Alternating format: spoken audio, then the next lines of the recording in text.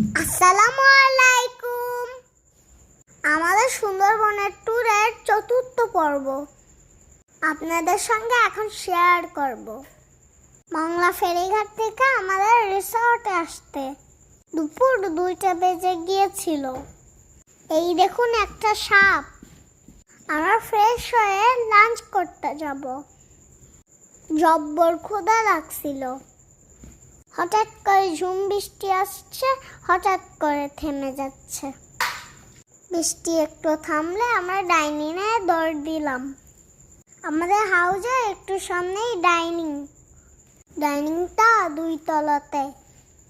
ডাইনিংটার নাম কেওড়া ডাইন।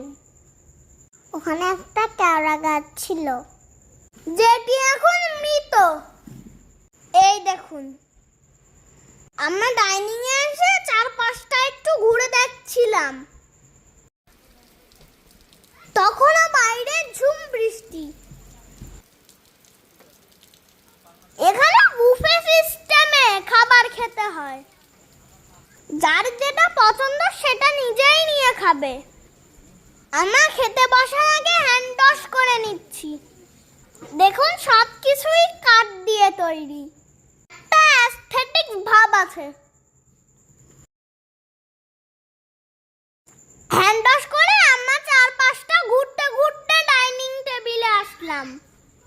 চারপাশের সিনারিটা এত সুন্দর, বারবার ঘুরে দেখলেও মন ভরছিল না। সেই সাথে বৃষ্টি উপভোগ করছিলাম।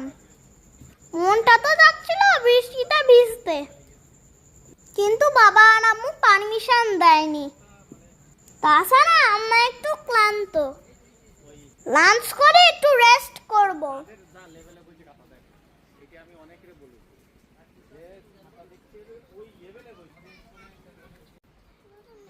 আমার ছোট ভাই ভাত খেতে চায় না। দেখুন, ভাত খাবে না তাই দৌড়াই বেড়াচ্ছে।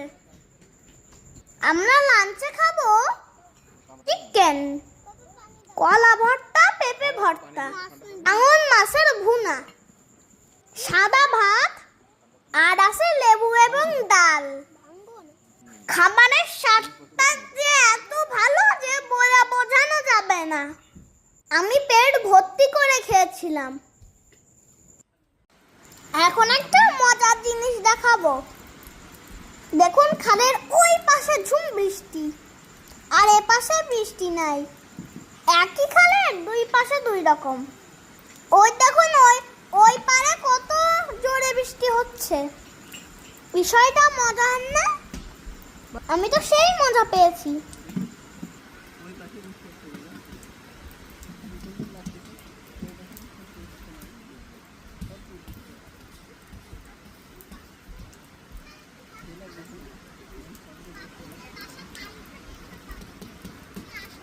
একটু পরে আবার জোরসে বৃষ্টি আসলো। আমাদের খুব বৃষ্টি বিলাস হচ্ছিল। জঙ্গলে এসে বৃষ্টি দেখার ফিলিংই আলাদা, অন্যরকম ভালো লাগার অনুভূতি।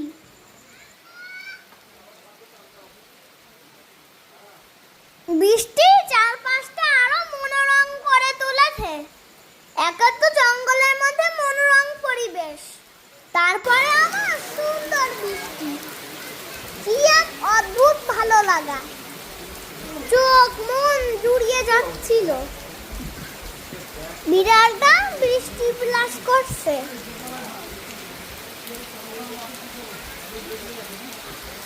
লাঞ্চের পরে আমরা আরেকটু দোল খাচ্ছিলাম। এখন আমাদের ক্যানেল ক্রুজিং এ যেতে হবে। আমরা যাব ডিঙ্গি নৌকায়, কিন্তু এই বৃষ্টির কারণে হচ্ছে না। তাই আমরা একটু ঘুরে ঘুরে সময় পার করছি।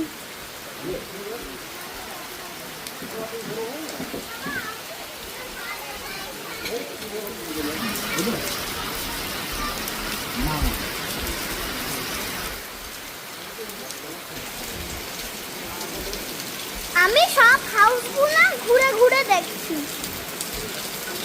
আমার ভীষণ রকমের ভালো লাগছে। আপনারাও আমার মতো আসতে পারেন। অল্প সময় অল্প টাকায় সুন্দরবন দেখা হয়ে যাবে। সেই সাথে 1 রাত 2 দিনও থাকা হবে। হবে, সেটা আবার জঙ্গলের মধ্যে। সুন্দর ইকো রিসর্ট, আমার খুব ভালো লাগছে। এখানকার সব ব্যবস্থাগুলো খুব সুন্দর, স্টাফদের ব্যবহার খুব ভালো, আমাদের অনেক আদর করে কথা বলছিলেন।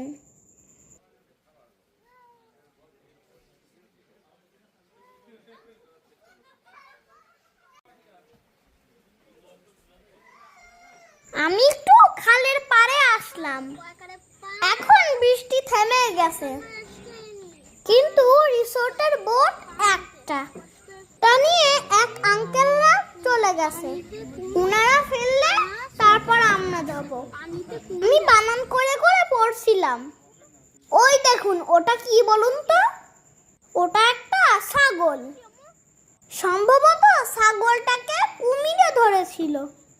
দেখুন, ছাগলটা ভাটার পানিতে ভেসে ভেসে চলে যাচ্ছে। এখন ভাটার সময়, খুব তাড়াতাড়ি খালের পানি চলে যাচ্ছে সাগরে। বৃষ্টি থামছে আর আকাশটা দেখতে খুব ভালো লাগছে। হালকা হালকা রোদও উঠতেছে।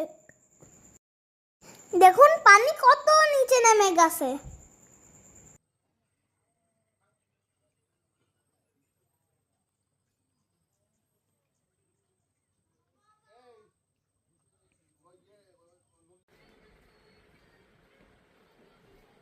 আমার খালে ঘুরতে যাওয়ার দেরি সহ্য হচ্ছিল না, কিন্তু আমার ওয়েট করতে হচ্ছিল।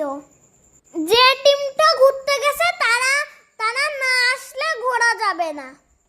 আমি বারবার ঘাটে গিয়ে ঘোরাঘুরি করছিলাম আর পরিবেশটা দেখছিলাম।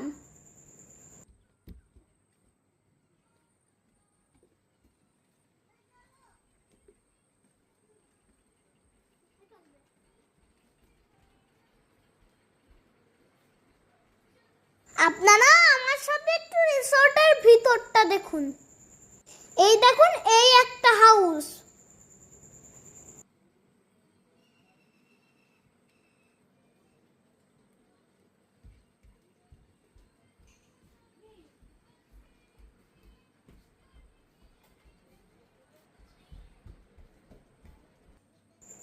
এই যে দেখুন একটা কাকড়া। আমি কাকড়াকে ভয় পাই। সামনে আরেকটা হাউস। এই হাউসগুলো সব গোল পাতা দিয়ে তৈরি, দেখতে খুব অ্যাস্থেটিক্স।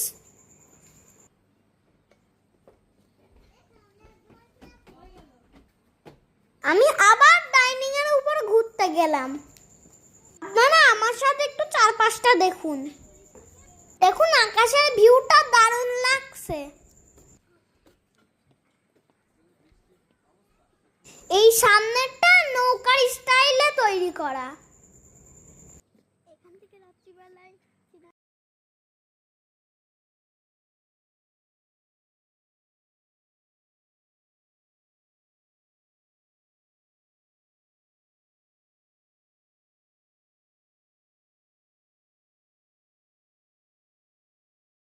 এই ঘরটাকে দেখুন, এটা আমার সবচেয়ে ভালো লাগছিল।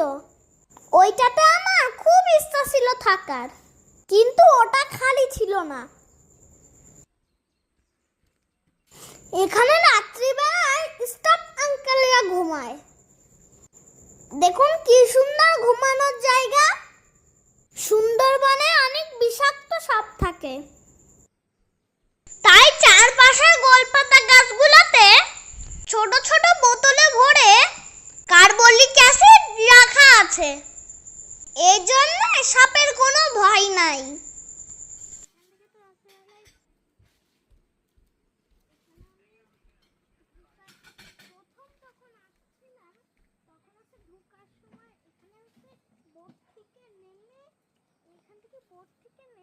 ঢোকার সময় আমি একটা কাঁকড়া দেখছিলাম নদীর দিক খোলা, আর শুধুমাত্র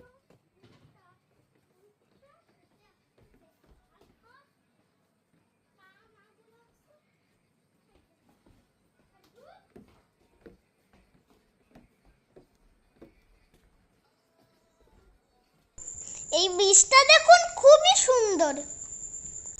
সামনের ভিউটা মনোরম। সামনে যে গোলপাতার বাগানটা আছে, গোল ফুল আর গোল ফল, আমি এগুলো ঘুরে ঘুরে দেখছিলাম। এখানে অনেক কাকড়াও দেখছি।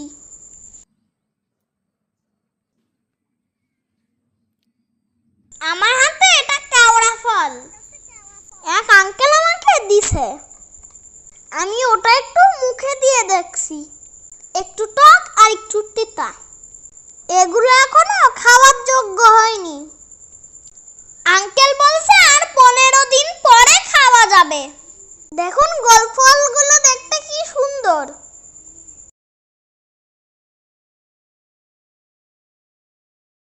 ওই দেখা যায় ওই 2 তলায় ডাইনিং।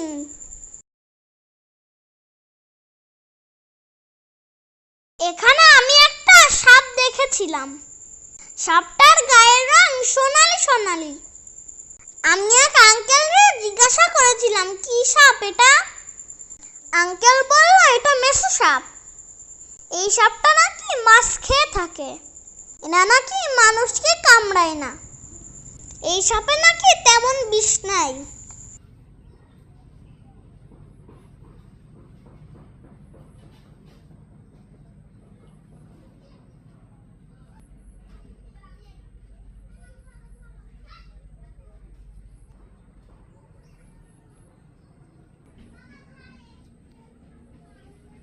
ঘুরতে ঘুরতে আমরা ক্লান্ত হয়ে গেলাম, কিন্তু নৌকা এখনো ফিরলো না।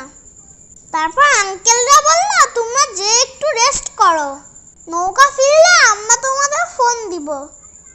তারপর আমরা আমাদের হাউসে চলে গেলাম। 1 ঘন্টা ঘুমাবো, তারপরে উঠে ক্যানেল ক্রুজিং এ যাব। আমার সেই এক্সাইটেড লাগছে। ক্যানেলে ঘুরতে অনেক মজা হবে। বানর দেখবো, হরিণ দেখবো, কপালে থাকলে বাঘও দেখবো, নানা রকমের সাপ দেখবো, অনেক রকমের গাছও দেখবো।